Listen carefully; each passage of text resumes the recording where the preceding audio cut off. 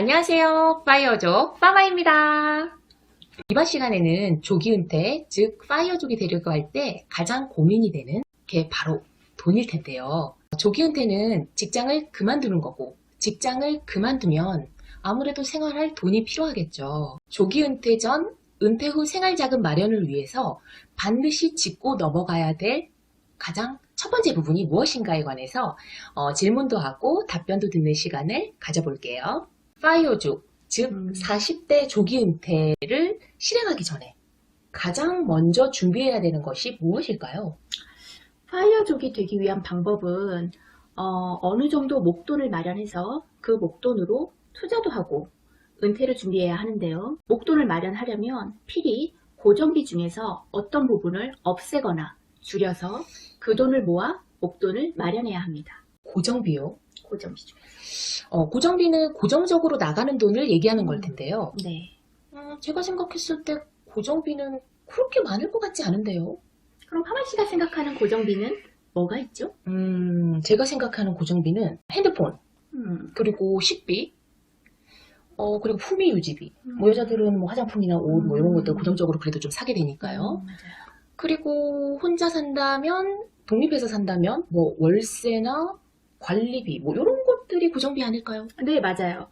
매달 꼬박꼬박 나가는 돈을 고정비라고 하는데 이 고정비를 크게 세 가지로 나눠보면 첫 번째 생활비, 두 번째 보험료, 세 번째 대출 비용이 있습니다. 여기에서 화마님께서 방금 얘기하신 거는 생활비 부분에 포함되는 부분이죠. 생활비에는 각종 세금, 전기세, 수도세, 가스요금, 그리고 뭐 통신비, 아파트 관리비, 뭐 식비, 꾸민비, 영화비 이런 모든 것들이 생활비에 들어가고요. 보험료 같은 경우는 건보료를 포함해서 실비라던가 종신보험, 변액연금, 저축보험 같은 보험 종류가 여기에 들어갑니다. 그리고 대출에는 각종 할부, 신용카드 할부, 렌탈료, 자동차 할부, 혹은 담보대출 중 있죠. 주택담보대출이나 전세자금 대출, 혹은 학자금 대출 같은 것도 있죠. 이런 게 매달 꼬박꼬박 나가는 고정비용이라고 할 수 있습니다. 그런데 우리 보통 사람들은 월급이 정해져 있는데 이 고정비용을 줄이지 않고서는 목돈을 마련할 수가 없고 목돈을 마련할 수가 없으면 파이어족이 되기는 요원하겠죠. 그러면 대파님이 말씀하시는 부분에 가장 먼저 준비해야 될 부분이 고정비를 줄여라. 맞나요? 맞습니다. 뭐 보험은 다 해약을 하라는 건지, 또 해약을 하면 분명 손해가 크다는 건 어디서 주워 들었는데, 요런 것들이 다 이렇게 좀 헷갈리고 이렇게 애매모호하니 이 고정비의 세 가지 유형을 하나씩 좀 깊숙하게 다뤄보는 것은 어떨까요? 대파님은 이 세 가지 중에 어떤 게 가장 큰 비중을 차지했나요?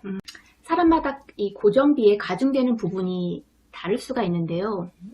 예를 들면 과거에 파마씨 같은 경우는 지름신이 자주 강림했어요. 그래서 월급의 대부분을 생활비로 탕진한 그런 케이스였죠. 혹은 집을 사면서 담보대출을 너무 많이 받아서 하우스푸어로 전락하는 경우도 있고요.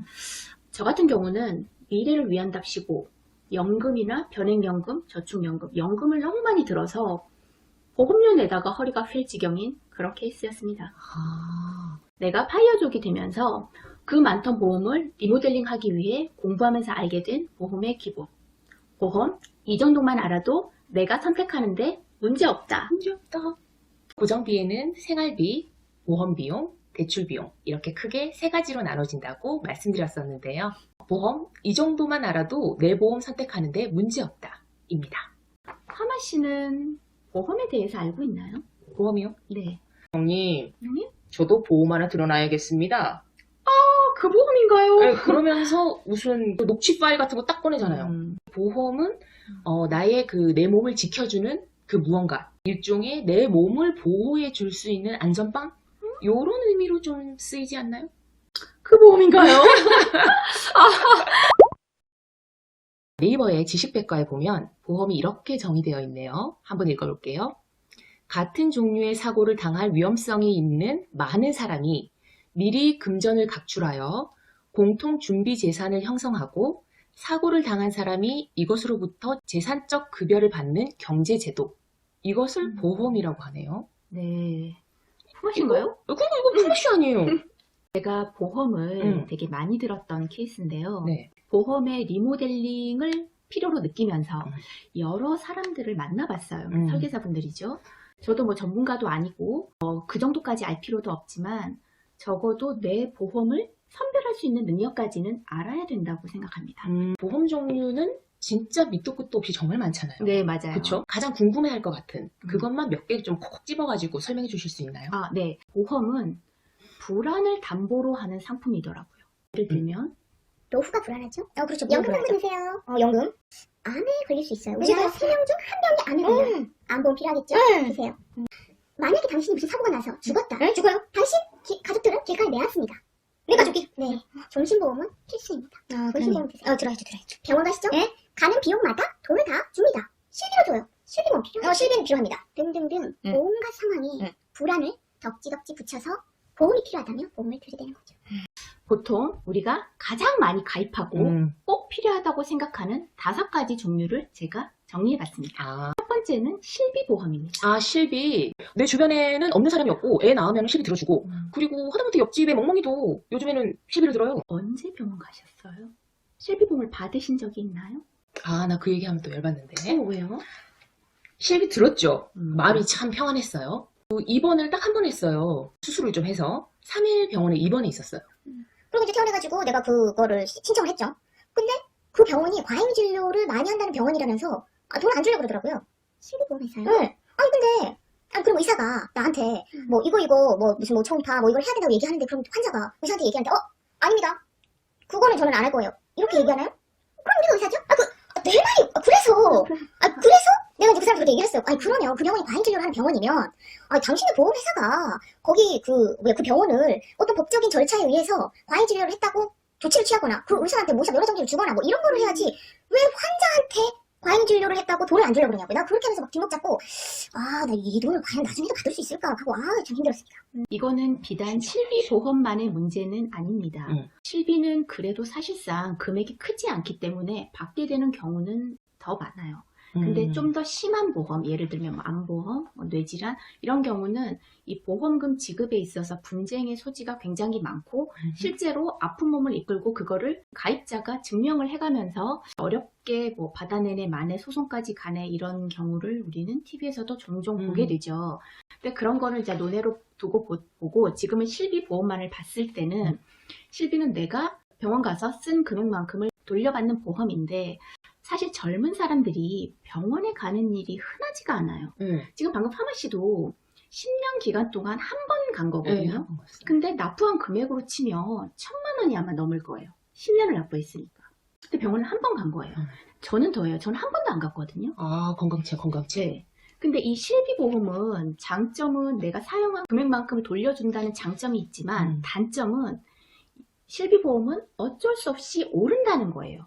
실비보험 모두 다 갱신형으로 되어 있고 갱신될 때마다 금액이 오를 수밖에 없는데 내가 만약에 젊고 병원을 자주 가지 않는 건강체라면 굳이 젊어서부터 들 필요가 없다는 결론을 저는 얻었어요. 쓸 일이 없으니까. 만약에 파마씨가 20대부터 지금 40 넘을 때까지 20년을 들었다고 해서 이분은 20대부터 실비보험을 냈으니 40대 때 좀 깎아줄게 하는 게 아니에요, 실비보험. 그래서 제가 생각했을 때 그렇다고 실비보험이 평생 필요 없는 것은 아니고 병원을 자주 가게 되는 나이대나 젊지만 약해서 병원을 자주 가는 그런 사람은 이거를 고려해봐도 괜찮다고 생각합니다. 몸이 좀 약해서 평소에 병원을 좀 자주 다니는 자주 사람이거나 가는 분들 있죠. 그런 사람이 아니면 굳이 실비보험은 저희 나이대 정도 되면 이제 몸이 사실 조금 아프잖아요. 그렇죠. 이제 40대 접어지면 이제 여기저기 이렇게. 지금 정도 때 정도 고려해봐도 되지 않을까. 그러니까 너무 젊은 20, 30대 굳이 들 필요는 저는 없다고 결론을 내렸습니다. 다음은 무엇일까요? 종신보험이 있습니다. 종신. 종신보험. 네. 종신 저도 있습니다. 이거 들지 마십시오. 네? 왜 그러죠? 이거 종신토록 보장을 해주는 건데? 종신보험은 죽어야 받을 수 있는 에? 돈입니다. 가입자가 즉 피보험자가 죽으면 그 남은 가족들을 길거리에 내앉지 않기 위해서 가족들을 위한 보험이라고 할 수 있어요. 나 이거 좀 억울한 거 있어요. 종신이 죽어서 받는다고 했는데 연금이랑 뭐 어떻게 해가지고 네. 왜 나 그거 이 있는데? 종신보험이 사실 필요 없다고 제가 말은 했지만 만약에 가장이나 집에서 경제적인 주체라고 하면 그 사람은 들어도 되지 않을까라고 저도 생각은 해요. 가족을 위해서요? 하지만 가족을 위해서, 남은 가족을 위해서. 그렇지만 종신보험이 투자 상품이라고 오해하시는 분들이 있어요. 혹은 맞습니다. 지금 종신으로 드러났다가 당신이 젊을 때 별 사고 없이 무사히 살면 나중에 연금으로 전환을 해서 종신토록 받아라 라고 얘기를 하면서 뭐 유니버설 기능이다 하면서 들어가는 종신보험들이 있죠. 또 걸렸네요. 또 할 얘기 많네요. 근데 종신보험은 다른 보험과 성격이 조금 달라요. 말 그대로 종신은 죽으면 받는 보험인데 사람은 누구나 다 죽습니다.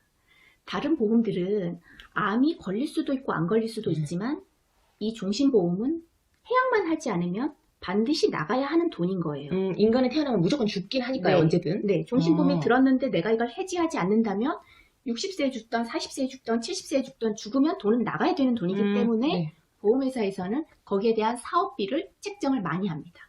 뭐 자기들 수수료라고 볼 수 월급인가요? 있죠. 뭐 그런 모든 것들을 음. 회사 비용들 다 포함해서. 그렇죠.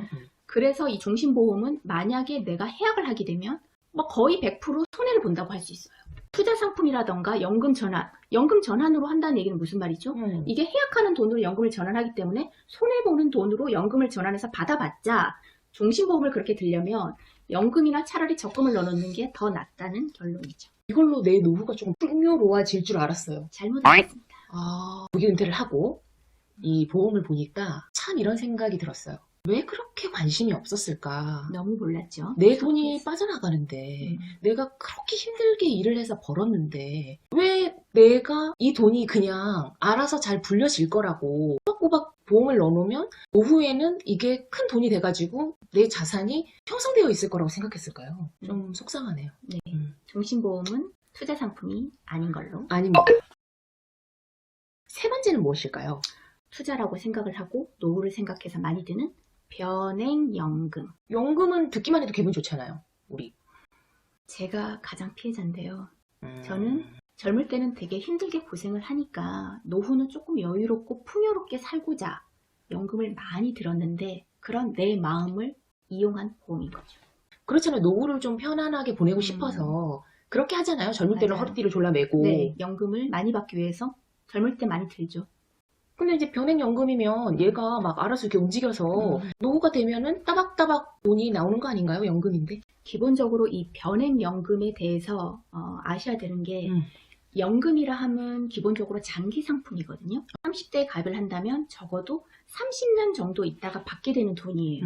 30년이라는 기간 동안에 인플레이션이 있습니다. 그 인플레이션을 이 수익률로는 보통은 해지할 수가 없고 이 변액연금의 앞에 변액이란 말이 붙었다는 것은 내가 연금 금액을 펀드 변경을 통해서 경기에 따라 채권형, 혼합형, 주식형으로 바꿔가면서 때에 맞게 바꿔줘야 수익이 극대화되는 상품이고 더불어 추가 납입이라는 제도를 활용해서 내가 납부하는 거에 2배까지 추가 납입을 경기가 좋을 때 나쁠 때에 맞춰서 넣어서 활용을 해야 투자가 극대화되는 상품인데 이 말을 이해를 못한다면 이 상품은 가입할 필요가 없고 만약에 이해를 한다면 바로 그냥 펀드나 직접 투자를 하면 됩니다. 수수료 비싼 변액연금을 가입할 필요가 없는 것이죠. 이 말을 하니까 제가 그게 생각나네요. 네. 저도 변액연금 하나 들었다가 해약을 했거든요. 근데 해약을 하고 나서 알았어요. 펀드 변경을 할 수 있다는 예. 것을 설계사님이 설명을 안 해준 거군요. 제가 뭐 기억 못하는지 모르겠지만 저는 어쨌든 몰랐어요. 이렇게 바꿀 수 있다는 것도.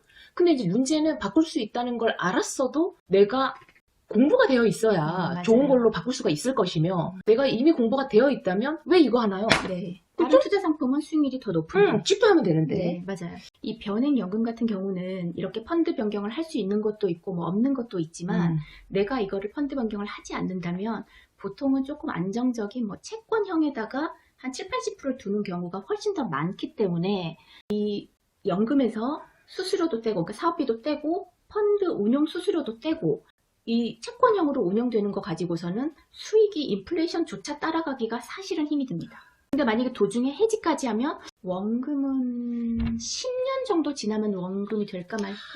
네 번째로 네. 순수 보장형 보험이라고 얘기하는 만기 환급금이 없는 보험이 있습니다. 아, 순수 보장. 참 순수하네요. 네. 순수하게 보장만 해준다는 거잖아요, 내 몸을.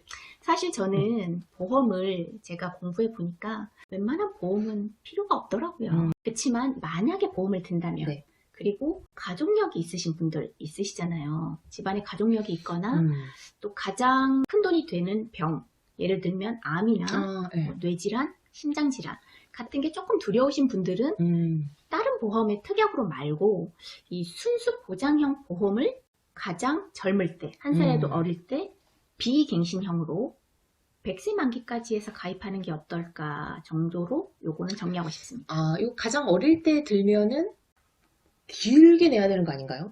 보통 비갱신형이면 뭐 한 20년, 15년 이렇게 선택을 할 수가 있고 또 이게 만기 환급금이 아니라 순수 보장형이기 때문에 사실 보험 금액은 그닥 크지 않습니다. 그냥 비용이라고 생각하고 나의 걱정스러운 부분을 대비해 줄 수 있다 정도로 최소한의 비용으로 대비할 수 있다 정도로만 생각하시면 되겠습니다. 연구를 잘했어요. 보험이라는 게 내가 돈을 벌고 싶어서 하는 게 아니라 내 몸이 아팠을 때 보장이 많이 되는 그거를 보통 생각하면서 처음에 보험을 들었는데 맞아요. 왜 나중에 만기 환급금입니다 하고 돈 1, 200 주는 돈에 목숨을 걸면서 그게 기분이 좋을까요? 자, 어쨌든 순수 보장형 보험은 본인의 상황에 따라서 가족력이 있다거나 뭔가 특이 질병을 가지고 있다든지 뭐 이러면 최대한 젊을 때 들어서 비갱신형으로 비갱신. 최대한 길게 보장을 받을 수 있는 걸로 들면 좋겠다. 그렇지 않고 뭐 나는 뭐 신체 발부 아주 건강하다. 네. 그러면은 돈으로 모으는 게 낫지 않을까요? 그렇죠. 마지막 5번째는 무엇일까요? 연금저축입니다. 연금저축보험, 연금저축펀드, 연금저축신탁이라고 하는 보통 직장인들이라면 다 가지고 있고 1년에 400만 원까지 세공제가 되고 그래서 이제 달달이 뭐 34만 원씩 납부했던 형아 씨도 납부했고 저도 납부했던 네, 보통은 연금저축보험으로 많이 들고 있는 그 보험입니다. 이 연금저축보험은 직장인들이 이 세액공제 때문에 기본적으로 드는 보험이라고들 알고 계실 텐데요. 사실 사회초년생들은 세액공제 받을 게 거의 없어요. 예. 연말 정산할 때 공제 받을 게 거의 없거든요. 결혼하기 전에는 아이도 그렇죠. 없고. 네. 부모도 뭐 부양하는 게 아니고 그때는. 그래서 이제 이걸로라도 그렇게 한다 뭐 이렇게 얘기하는 건데 알아두어야 할 사실이 있습니다. 그거 아닌가요? 뭐죠? 해약했더니 그대로 토해내던데요?